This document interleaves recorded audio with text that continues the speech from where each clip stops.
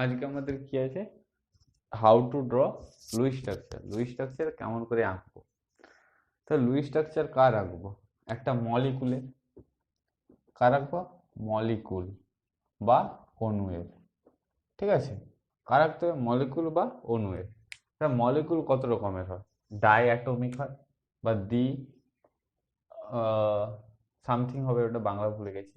পলি atomic হয়, আর কি হয়? আয়নিক হয়। ডাই অ্যাটমিকের উদাহরণ কি? সিও। পলি অ্যাটমিকের কি হবে?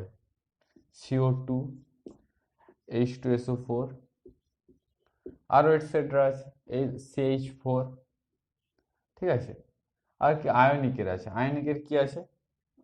CO3 two, CO3 two minus, আর কি আছে? N3 মাইনাস, এরকম আছে কিছু। আচ্ছা, এবার কি করতে হবে? পলিঅ্যাটমিক। পলিঅ্যাটমিকে কি অনেকগুলো অ্যাটম আছে, তার মধ্যে এর মধ্যে কি করতে হবে তাহলে? তার মানে এর মধ্যে যে কোনো একটা অ্যাটমকে সেন্টারে রাখতে হবে, আর চারপাশে থাকবে তো সবগুলো। তাহলে সেন্টার অ্যাটম সিলেকশনের নিয়মটা কি?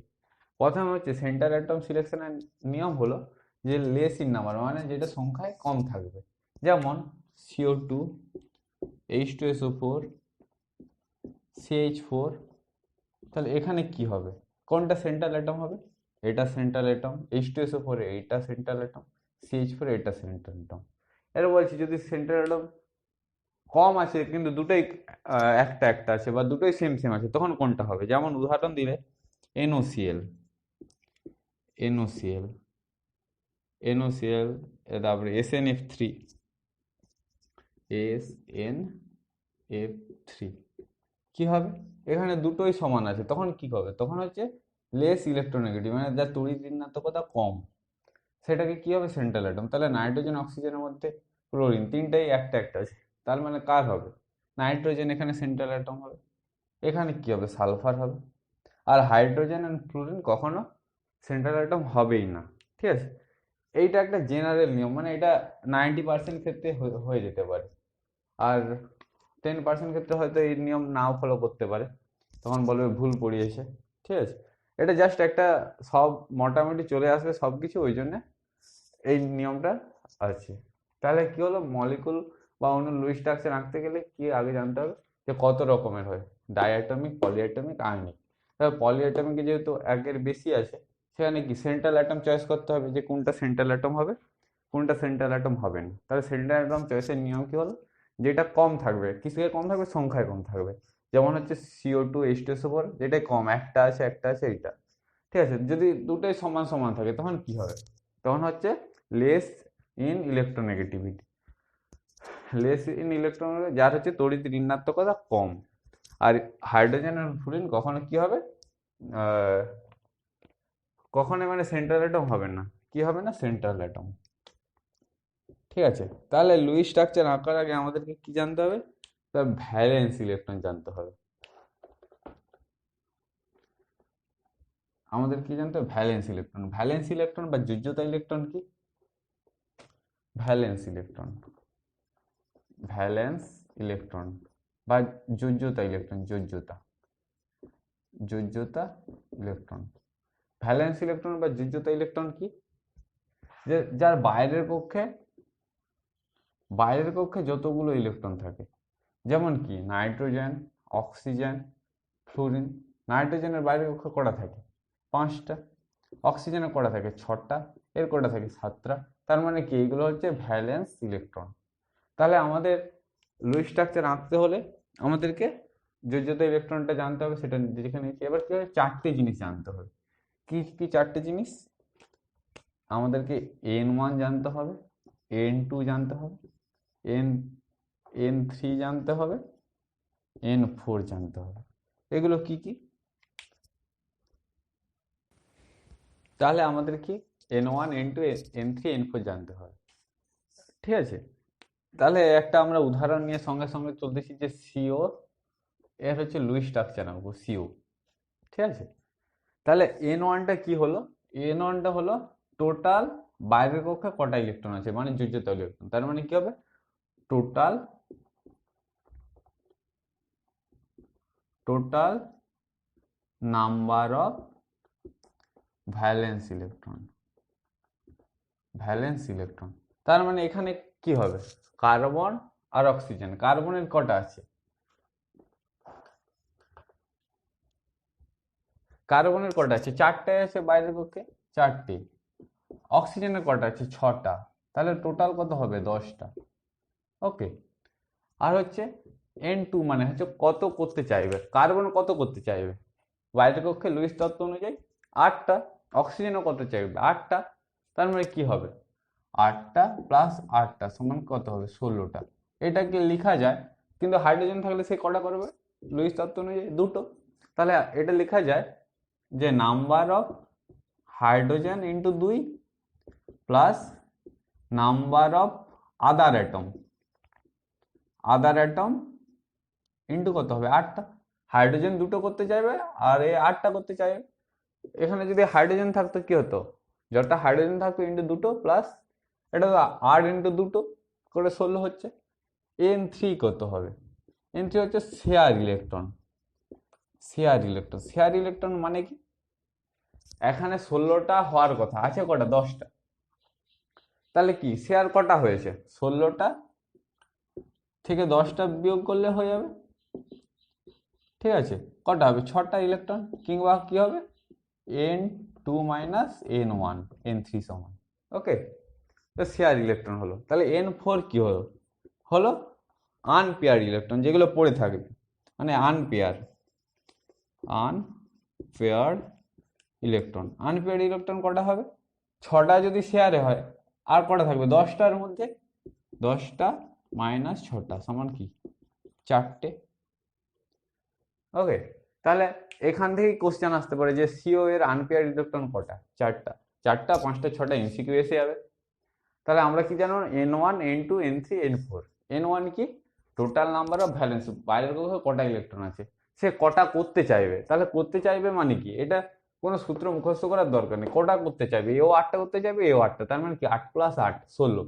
এবার যদি সূত্র করার থাকে এরকম করতে পারে যে যটা হাইড্রোজেন থাকবে ইন্টু 2, যত নাম্বার অফ অ্যাটম থাকবে কিন্তু 8 বাই শেয়ার ইলেকট্রন। N3 কি হবে, শেয়ার ইলেকট্রন। শেয়ার ইলেকট্রন কটা, তার যদি 16টা করতে চায়, তার 10টা আছে, তার মানে শেয়ার কটা করছে, 6টা। আনপেয়ার কটা, 10টার মধ্যে 6টা যদি শেয়ার করে দেয়, আনপেয়ার কটা থাকবে, 4টে। এবার যদি স্ট্রাকচার আঁকতে দেয় কি হবে, স্ট্রাকচার যদি আঁকতে দেয়, স্ট্রাকচার আঁকতে দেয়, তার মানে কি কার্বন, কার্বন আর অক্সিজেন, ঠিক আছে।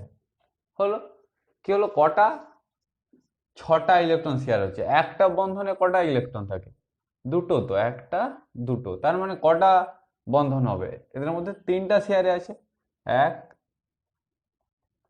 এক 2 3, 3টে 6টা হলো তো, একটা দুটা তিনটে চারটা পাঁচটা ছটা, 6টা। কার্বন কটা করতে চাইবে, 8টা। তার মানে কি হলো, 6টা আছে, 7টা 8টা। ওকে, অক্সিজেনও কটা চাইবে, 8টা করতে। তাহলে কি হলো, 1 2 3 4 5 6 7 8। এই তো এরও অক্টেট হয়ে গেল ভর্তি, এরও অক্টেট হয়ে গেল ভর্তি। এটাই হলো কি লুইস স্ট্রাকচার। এবার এর দেখাই পলিঅ্যাটমিকের ক্ষেত্রে, দেখাই পলিঅ্যাটমিকের ক্ষেত্রে কি হবে, CO2, CO2, CO2 এর ক্ষেত্রে দেখি আমরা, CO2, CO2 এর ক্ষেত্রে N1 কত হবে, N1, CO2 এর ক্ষেত্রে N1 কত হবে, 4টা ইলেকট্রন আছে,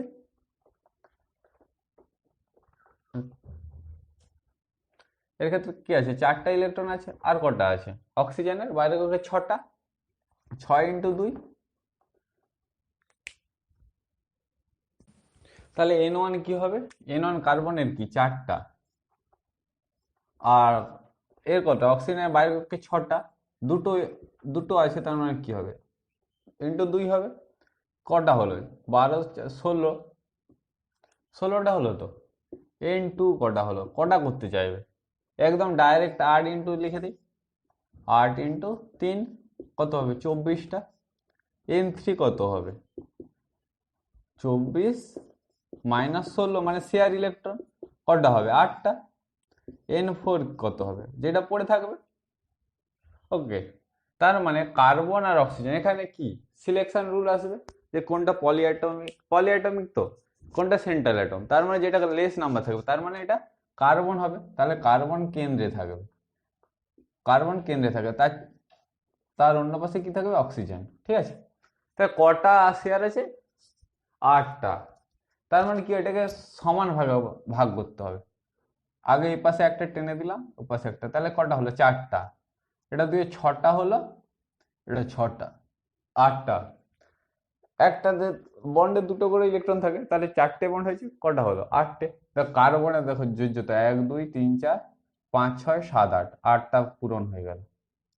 ঠিক আছে, এবার অক্সিজেনের কি হবে, 1 2 3 4 5 6 7 8, তাহলে কি আরো পূরণ হয়ে গেল। এই অক্সিজেনের কি হলো, 1 2 3 4 5 6 7 8, সবার বাইরে কটা করতে চাইবে, 8টা, 8টা ইলেকট্রন করতে চাইবে, এই তো হয়ে গেল, সিম্পল একদম সহজ। এই দুটো দেখে দিলে বইয়ে যা আছে সব করে ফেলতে পারবে। এবার একটা আয়নের দেখাচ্ছি, একটা আয়নের দেখাচ্ছি, কার দেখাবো, N3 দেখি, N3 N3 এর কি হবে, নাইট্রোজেনের বাইরের কক্ষে কটা আছে, 5টা, 5 ইন্টু 3 প্লাস একটা নিয়েছে ইলেকট্রন, ওই জন্য একটা, শুধু এখানেই হবে N1 সমান, তাহলে কি হলো 15 কে 16, N2 কত হবে, কটা করার চেষ্টা করবে, 8 3 24টা, 8 ইন্টু 3 24টা, তার মানে কি N3 কত হবে, শেয়ার ইলেকট্রন কত হবে, 8টা। N4 না বার করলেও চলবে, কোনো যদি কোশ্চেনে বলে তখন চেক করতে হবে যে কটা আনসার ইলেকট্রন আছে, তাহলে কি হবে, এটা হয়ে গেল তো। এবার N3 তিনটা এঁকে ফেলি, N N আর N, তিনটে আঁকা হয়ে গেল। এবার কি 8টা ইলেকট্রন আছে, তার মানে কি হবে 1 2 3 4 8টা হয়ে গেল শেয়ার। এবার নাইট্রোজেনের কি হয়ে গেল পূরণ, 1 2 3 4 5 6 7 8, বাইরের কক্ষে 8টা হয়ে গেছে, তাহলে এই নাইট্রোজেনের দরকার 1 2 3 4 5 6 7 8, এরও হয়ে গেল। ঠিক আছে, এর কটা 1 2 3 4 5 6 7 8, এরও হয়ে গেল, বাইরে কি থাকবে, একটা মাইনাস থাকবে, N3 তাহলে আমরা আরেকটা দেখি আয়নের, CO3 CO3 2 CO3 2, তাহলে আগে আমরা N1 বার করতে হবে, N1 কত, একটা আছে 4, এর কত 6টা, এর কত দুটো ইলেকট্রন যেহেতু নিচে, কত হবে 18 তো 20 24টা হবে। N2 কত হবে, N2 মানে কি, মানে কটা করতে চাইবে, তার মানে কি 8 ইন্টু 4 32টা করতে চাইবে। N3টা কত হবে, N3 মানে কটা শেয়ার হলো, শেয়ার কটা হলো 32, 32 মাইনাস 24 কত হবে 8, 8টা শেয়ার করেছে, তার মানে এখানে সেন্ট্রাল অ্যাটম চয়েস করে কি যেটা কম সংখ্যা আছে, তার মানে কোনটা কার্বন, যদি কার্বন আঁকি অক্সিজেন অক্সিজেন অক্সিজেন, বলবে এরকম কেন আঁকছি, অন্যরকম থাকতে, হ্যাঁ তোমরা এখন স্ট্রাকচার জানো না, যেমন পারবে আঁকবে, স্ট্রাকচার যখন জেনে যাবে তখন এরকমই আঁকবে। ঠিক আছে, তাহলে 8টা ইলেকট্রন আছে, তাহলে কি সমান ভাগে ভাগ করতে হবে, প্রথমে একটা একটা দিয়ে দিই 1, তার মানে কি 6টা ইলেকট্রন হয়ে গেল, তার মানে কি আরেকটা দিয়ে দিই কোথাও, এখানে দিয়ে দিচ্ছি 8টা হয়ে গেল, তাহলে কি কার্বন কটা 1 2 3 4 5 6 7 8, কার্বনের কি যোজ্যতা পূরণ হয়ে গেছে। এই অক্সিজেনটা দেখি 1 2 3 4 5 6 7 8, 1 2 3 4 5 6 7 8, এরও পূরণ হয়ে গেল 1 2 3 4 5 6 7 8, এরও পূরণ হয়ে গেল, বাইরে কি থাকবে, বাইরে থাকবে 2 নেগেটিভ। তার মানে কি একটা জিনিস, এই কটা শেয়ার হয়েছে সেটা বার করার পর 8টা মানে 8টা করে দিতে হবে, সবার লাস্টের এতে 8টা ইলেকট্রন থাকবে সেরকম করে দিতে হবে। তাহলে আরেকটা জিনিস লক্ষ্য করলে দেখা যায় যে এই 2 নেগেটিভ, এই নেগেটিভ চার্জটা কোথায় থাকবে, এই অক্সিজেনে না কার্বনে না এই অক্সিজেনে, তাহলে সেটা শিখতে হলে আমাদের কি শিখতে হবে, ফর্মাল চার্জ। তাহলে কি ফর্মাল চার্জ। কি শিখবো? Formal charge. Formal charge. Formal charge জিনিসটা কি? চার্জ চার্জ কোথায় থাকবে? একটা মলিকুলের মধ্যে একটা, এটা একটা মলিকুল, প্রত্যেক অ্যাটমে কত চার্জ আছে সেটাই কি হবে? Formal charge. তাহলে ফর্মাল চার্জ এটা হলো তো। তাহলে ফর্মাল চার্জ বাইর করতে হলে কি জানতে হবে? 1 নম্বরে লুইস স্ট্রাকচার জানতে হবে। Lewis structure.